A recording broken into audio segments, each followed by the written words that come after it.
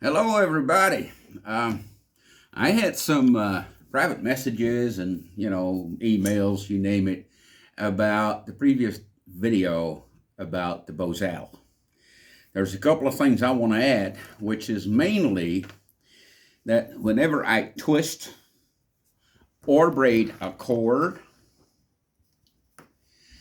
I will twist or braid it flesh out, side out, because I was always taught that the hair side is the strongest.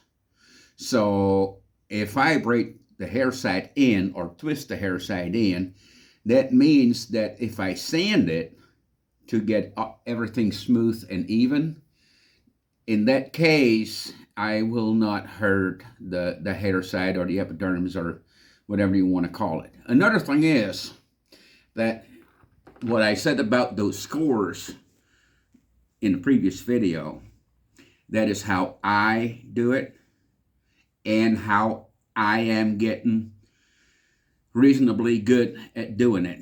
But there are also other types of cores. Like some guys will do a double twisted, which means they twist the core, let it dry, sand it smooth, which this one has not been sanded smooth, and then twist another rawhide piece over it. Now this one is twisted that way, so in that case they will twist the other one in the other direction. Those make very good, pretty firm cores. Another thing is that there are some braiders that are really good in what I would call folded cores, which means they have a strip, a rawhide, and they fold it double and then sew it together. Or they may even glue several strips of rawhide together. What you get there is that you have a lot of flex this way, but this way they're pretty stiff. Some horses just need it for a while to help them understand what it is you actually want them to do. Now, another question that I had was,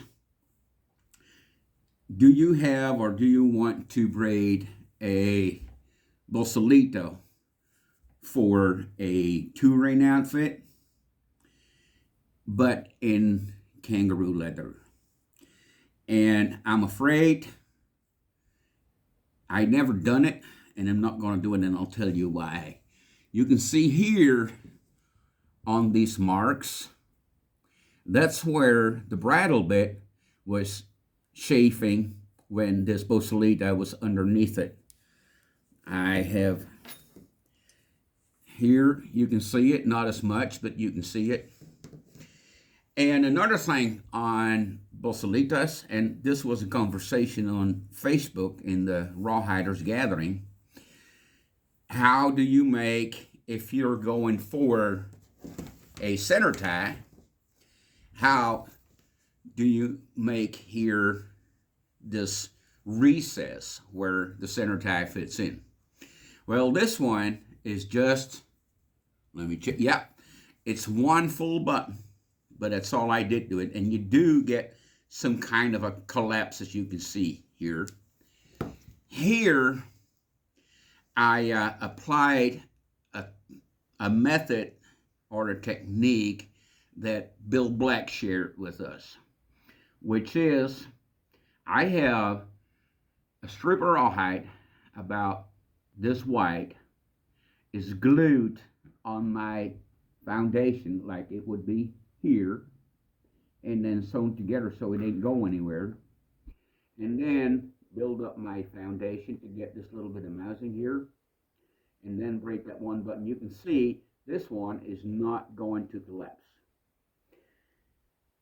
So those are a couple of things that I got from reactions for you all, and my son-in-law tells me I have to say, if you like what I'm doing, please hit the subscribe button and press like, as everybody says.